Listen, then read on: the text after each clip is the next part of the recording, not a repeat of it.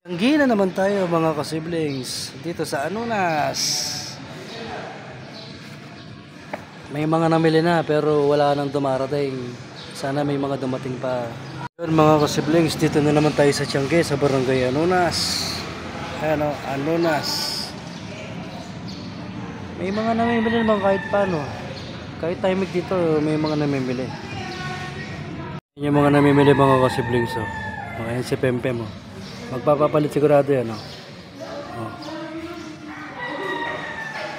Papapalit ka, no? Siyempre. Ayan, papuha ka na dyan. Kung yung nakaraan Sabado mga kasiblings, may libreng check-up para sa tenga at saka sa mata. Ngayon naman may dumating ditong taga-government sila. Kung wala ka pang national ID, pwede kang kumuha dito. Andito sila sa Barangay Anunas. Ayun sila mga kasiblings. Ayun. Ayun yung mga taga-government para sa pagkuha ng national ID.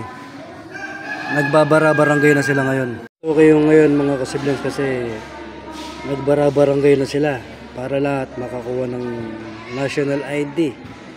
Lalo yung mga walang valid ID.